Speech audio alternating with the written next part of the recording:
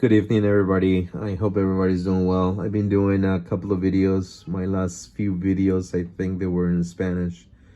I just don't have a lot of content to put up because I've been extremely busy, especially in the summer.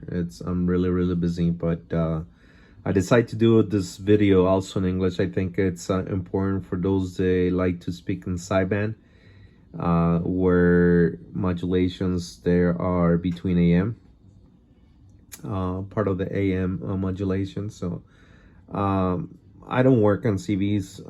I like to work on my CBs, but I don't work on CBs because it just my eyes, they get really tired, and it's not good for me. So I pull up my frequency counter, my Tektronix frequency counter. I have this radio from a friend of mine. They dropped it off about 2.5 months ago, and I told him that I will do it during the winter time where I don't work, so I'm able to do some work during the winter time. But I need to remove my desk because I've been saying this for the last few months, but now it's time. And so I pull up my frequency counter and some connections also that I don't use anymore because I don't have room for all the equipment I have. But anyway, I want to talk about a little bit about the radio, CB radio. Sometimes when we use a CB radio and we like to go in a sideband.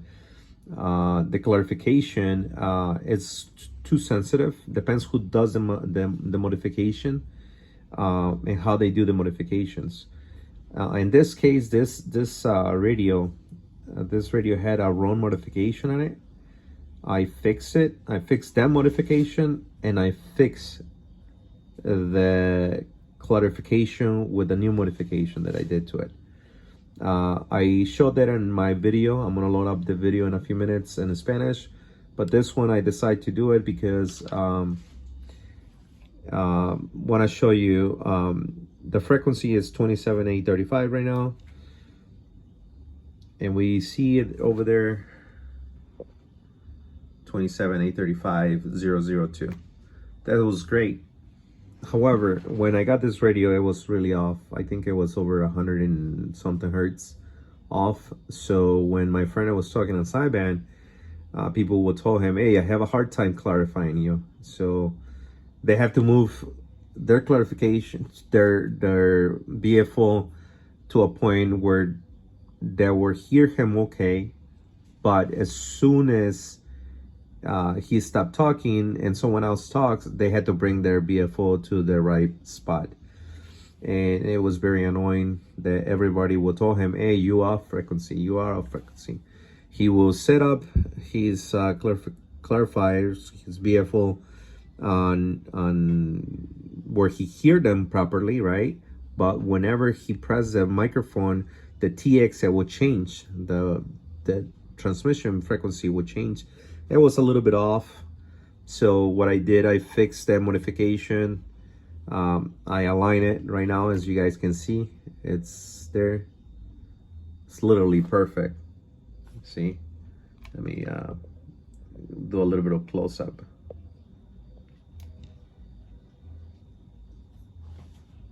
(27,835,003). It takes time to align a radio. But yeah, one other thing that I want to point out, I don't know, he bought this radio over eBay, and you know, the guy told him that it was good, blah blah, but it wasn't. One thing that I noticed, the board right here, they solder the board where you align your bias. This is not a good practice to do, you know. Also, they put a lot of silicone here. I have some connectors that I probably will replace this and do it properly. You know, this looks pretty bad to me, but yeah, just be careful where you guys send your radio, or if you go to a CB shop and they do, yeah, we do a pick and tune. Just to do a tune-up on this radio, this particular radio, takes me about 45 minutes, you know. I don't do this often, so I got to pull up schematics and things like that. But yeah, it takes time. It takes time. I have my spectrum analyzer too in the box, and I would like to put it up, but I just don't want to bring all the equipment out. But eventually, I'll put it up in the future, but not to fix radios. But I just want to give advice for those that like to talk on sideband. Make sure if you take your radio to someone that has the proper equipment to do an alignment, it's always good to check your equipment like this. 27 425 27 425 000. So this is a perfect alignment on this radio. It's a little bit high in modulation. I checked with my LP 700 because that one can be used also as an oscilloscope, not a test oscilloscope, but just to see the waveform. It's a little bit high in a higher pitch on my taste. However, he didn't tell me he liked the way he gets the reports. What I like to do in my CVs that I have is that my modulation, the way that my voice sound, my articulation sound, the only thing that I want is to increase the decibels, not to change anything in my voice. A CV should sound like normal, like whenever someone is talking, it should sound normal, not a higher pitch or lower or too much bass. When you wanted to get into like ESSB or voodoo sound, that's totally different. You need a lot of more equipment just in the CV, or try to manipulate the sound just with the CV.